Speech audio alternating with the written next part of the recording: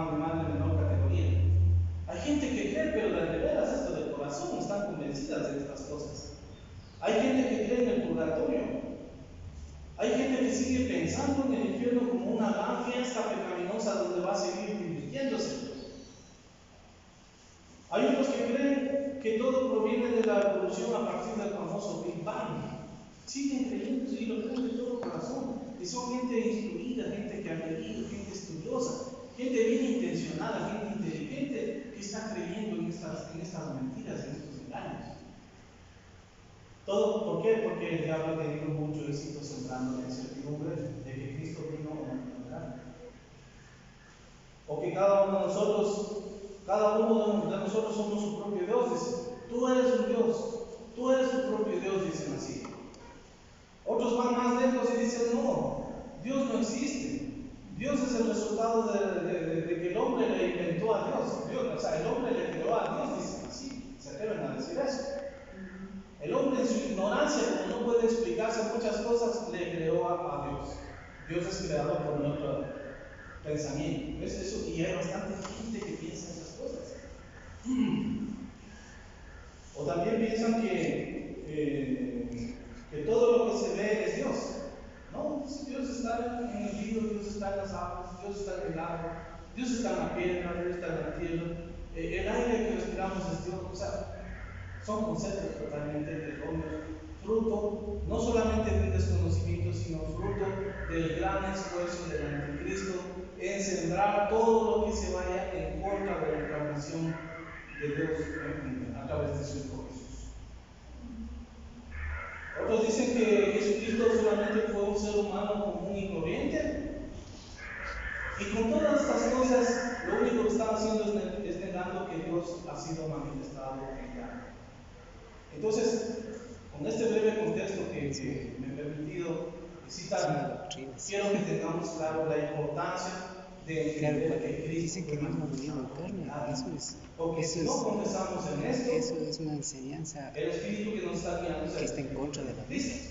No hay más. Esto nos dice. Que Dios se ha manifestado. Entonces, ahora que sabemos lo importante de entender que Cristo fue manifestado en carne, pero que para alcanzar la victoria sobre el pecado, como efectivamente el Hijo de Dios lo hizo, siendo manifestado en carne, se despojó de los atributos de Dios. En ese momento Él se despojó de ser omnisciente, se despojó de ser omnipresente, se despojó de ser omnipotente. Porque dice, habiendo venido en forma humana, no consideró a sí mismo el hecho de ser en forma de Dios, sino que se despojó, dice, de sí mismo, y se humilló hasta lo sumo, hasta la muerte y muerte de cruz. O sea, Dios encima más que se hizo hombre, se despojó de los atributos divinos que un ser humano no puede contener. Un ser humano no es hecho para ser omnisciente, no es hecho para ser omnipresente, ni es hecho para ser omnipotente. Esas son limitaciones humanas. Así que Cristo tuvo que despojarse de esos atributos, ¿ya?, para encarnarse perfectamente y ser obediente hasta la muerte y muerte de cruz. Entonces, y aún en esta condición de ser humano, alcanzó la victoria sobre el pecado y con ello la eternidad. La carne, por tanto, si algo nos dice Pedro en este versículo, es que la carne debe estar sujeta al Espíritu. ¿Por qué razón? Porque Pedro nos invita a que entendamos además que los padecimientos de la carne tienen como propósito terminar con el pecado. Es como quien tiene su cuerpo muerto, pues ya no puede pecar más, ¿verdad? Quien tiene su cuerpo muerto ya no puede pecar más, así es.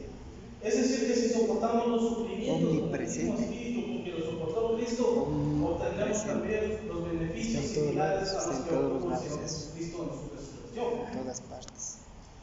Escuchen esto, por favor. Puesto que Cristo al morir acabó con el pecado, también nosotros, incorporados por el bautismo en su muerte, hemos de romper también con el pecado. Esa es la idea del bautismo, esa es la idea de la sujeción al Espíritu, esa es la idea de los padecimientos en la carne. Las tres cosas están increíblemente conectadas. O sea, Pedro no es que otra vez porque se saltó de tema, nos está hablando de lo mismo. En otras palabras, el pecado como actitud es incompatible con la nueva vida del creyente, tal como lo sugiere también Romanos 6:11, que nos dice: así también vosotros considerados muertos al pecado, pero vivos para Dios en Cristo Jesús, Señor nuestro. Ahí está el bautismo del que nos estaba hablando Pedro, considerados muertos al pecado. Considerados que nuestro viejo hombre murió y quedó sepultado bajo las aguas, ya sea las aguas del Mar Rojo, Mar de Juncos o Mar del Fin, o sea, bajo de las aguas en las cuales también fue bautizado el pueblo hebreo cuando era guiado por la nube, ¿sí? O bajo las aguas también, en este caso, del diluvio, donde murieron los Nephilim, donde murieron toda la creación que estaba totalmente perdida. Este ser perdido, a imagen de Adán, debe quedar totalmente sepultado, muertos al pecado, para que seamos considerados vivos para Dios por medio de Cristo Jesús. Esta es la idea de la sujeción al Espíritu, del bautismo que hemos recibido en el Señor Jesucristo. Esta es la idea de que Cristo, siendo encarnado, tuvo proximidad para entendernos a nosotros. Y la idea de esto no solamente es que Cristo o Dios se hizo hombre para entendernos, sino que también en el otro sentido, que nosotros, siendo polvo de la tierra, siendo carne, también podemos alcanzar la eternidad con Dios. Es una vía bidireccional. Dios se hace hombre y el hombre puede acceder a la familia de Dios, a las cosas que son eternas. Aquí viene la pregunta: ¿cuál es el objetivo del bautismo en Cristo en cuanto a los padecimientos en la carne? Porque de esto nos está hablando el apóstol. Vuelvo a preguntar: ¿cuál es